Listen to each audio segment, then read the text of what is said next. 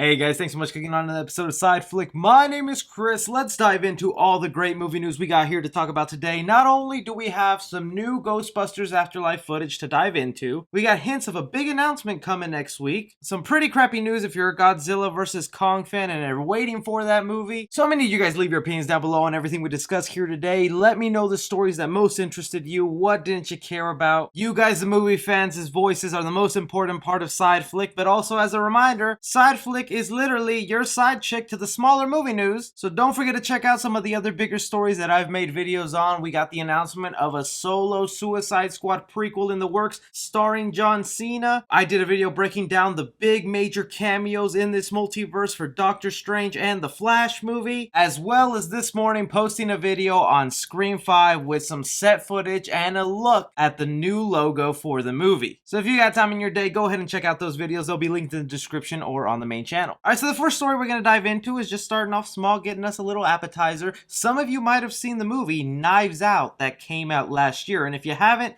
you need to do yourself a favor and check out this movie. It was directed by Rian Johnson. It has a stellar cast involved. It is basically a murder mystery movie trying to figure out who committed the crime here. And it is one of those rare occasions where you will just never guess the ending of this movie. Well, that film turned out to be so successful that they are planning a sequel. We've known this for a while, but now the director has confirmed a couple of details that we're wondering about the second film. He went ahead and said, "I'm actually writing another Knives Out. It's been such a mind F because I sat on the idea for the first one for 10 years. And with this one, I'm starting with a blank page. It's not really a Knives Out sequel. I need to come up with a title for it so I can stop calling it the Knives Out sequel because it's just Daniel Craig as the same detective with a totally new cast." And even though I'm the type of guy who loves sequels and bringing in characters from your first movie into the sequel, I'm really happy they're going to have a whole fresh new cast and only Daniel Craig the detective will be coming back. Because by the time you get to the end of Knives Out and you've solved the mystery, all those characters involved, you're kind of done with them. You don't need to further along their story or create some weird scenario where they need to come back. I think this is the fun of this Knives Out franchise that, yeah, is becoming a franchise, and you just pack him into a movie with star-studded cast. Some of my picks for celebrities I would want to see in the Knives Out sequel would be Steve Carell. I think he'd be great. Scarlett Johansson would be a nice addition. Kumani Nanjiel would be really cool to see thrown in there. And yeah, why the hell not? Pop in some Tom Holland. You know you gotta fan cast him and everything. But aside from that, I do wonder what they could call this Knives Out sequel. Would it be Forks Out, Sporks Out, Spatulas Out, and Set It at the Krusty Krab? I'd be down for that. How do you guys feel about Knives Out 2? Who would you want to be your dream casting for this film?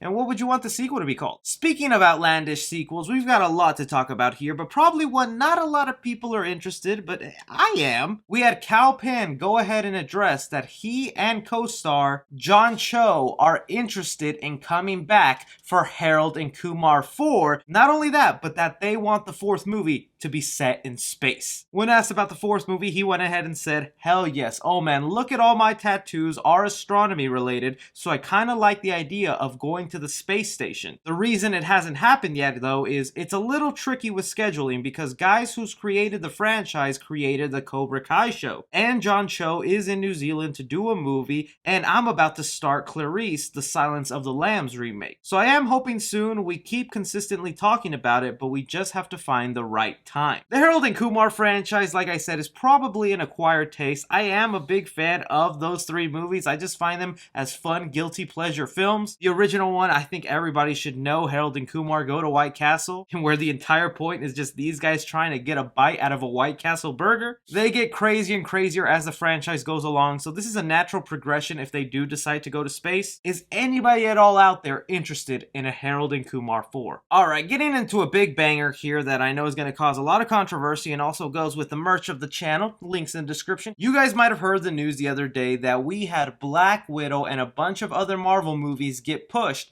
to the year 2021 in a whole domino effect, and more specifically Black Widow moving 2 weeks before Godzilla vs Kong is released. And although it has not been said yet or confirmed, this most likely means Godzilla vs. Kong is gonna have to get delayed again if it wants to separate itself from a big blockbuster like a Marvel movie. This is the thing that just kind of sucks right now about 2021, because it is gonna be a jam-packed year where every weekend we just have a major movie being released, but at the same time, it just doesn't make sense right now because it still doesn't seem like movie theaters have caught on with regular audience goers and people are not returning to the theater to check out these big films. Tenet was unfortunately our test in the market and people just did not show up, which is the reason why we got so many of these movies scared and moving away from 2020. We like to think by the time January 2021 hits, everything will go back to normal and people will start attending theaters, but I think minimum each big movie needs at least 3 weeks to have a nice comfy space to collect all that dough, and 2 weeks is just not enough room for Godzilla vs. Kong to make its big splash like we are hoping to. But then again, like I said, Marvel has already planted so many of their movies throughout the rest of the year. We have the Batman, we have Ghostbusters Afterlife, which we'll talk about in a sec. There are just so many big movies that where do you do it? Are they just gonna have to be forced to go to competition with Marvel and lose out on some money? For you Godzilla vs. Kong fans, I need to know what you guys think should happen to this movie. Do you risk it getting delayed or do you just let it go up against some of these big blockbusters? Moving over to some big Ghostbusters Afterlife news, a movie I'm still super excited to see, and it sucks that we were actually supposed to see this movie earlier in the year if the pandemic never happened. As of right now, it currently has a release date of March 5th, 2021, and just out of the blue, Sony went ahead and released this little video that kind of contains the 50-year history of the company with celebrating some Ghostbusters Afterlife, and in this video, they go ahead and show snippets of new footage from the film, some behind the scenes stuff. I'll be playing it here for you in a loop. Some cool shots that we've just never seen before are like Finn Wolfhard's character driving the Ecto-1 up close, just screaming at the top of his lungs, so excited. I would be the same way if I got to drive the Ecto-1. We got Jason Reitman standing here with one of the brand new characters for Ghostbusters Afterlife. The actor's name is Logan Kim, and hey, he's actually one of my favorite characters because he's a Dallas native, so shout out to your boy. But this location is actually a familiar one we've seen before in the official trailer. This is where the new ghost that we are following in this film is at. It's sort of like the new Slimer for Ghostbusters Afterlife. The name of this new ghost is going to be Muncher. We know that from some toy leaks. If you look at him, it looks like he's strapped with some Ghostbusters equipment. So it looks like him and McKenna Grace's character go ahead and try and hunt down this ghost and take him down. We also see some shots here of the director Jason Reitman, who is the son of the original director of Ghostbusters, messing with a proton pack in what looks to be a school setting. The kids decide to give Paul Rudd, their teacher in this movie, some of the equipment to look at because he's a big Ghostbusters fan. So it looks like the kids either take it to him to be like, hey,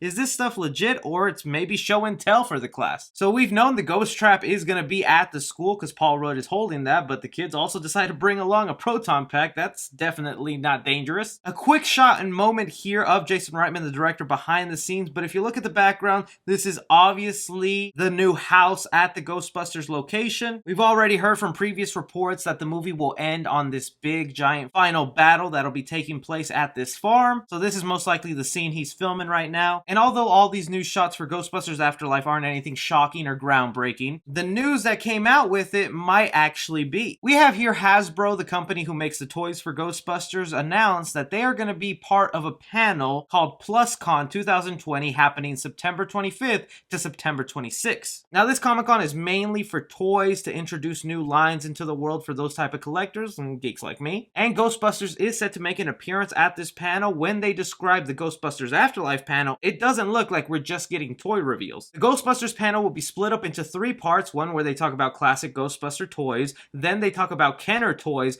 but then when they talk about Ghostbusters Afterlife, the new movie, it looks like they have something new in store for us. The panel will be hosted by Jason Reitman, the director of this new movie, and they have it described as, "We'll end our celebration with a nod to the future. The new Ghostbusters Afterlife feature film coming to theaters in March 2021. Academy Award nominated Golden Globe winning filmmaker Jason Reitman, director of Ghostbusters Afterlife, will take you on a tour of the Ecto-1 that we used in the film. He'll end his tour with an exciting reveal reveal. You'll then hear from the Hasbro team about the next toy inspired by the Ghostbusters Afterlife film to hit shelves. So mark your calendars, Ghostbusters fan. It looks like on September 26th of this year, we are going to be getting some big reveal concerning Ghostbusters Afterlife that doesn't seem to be just a toy. With this news footage, what do you think about it? And also, what do you think they're going to go ahead and reveal at this con? I don't think it's a trailer or new footage. Maybe it's a new poster or a surprise casting. But that is just all the information we have going on right now, guys. Let me know your opinions on everything we've discussed here today.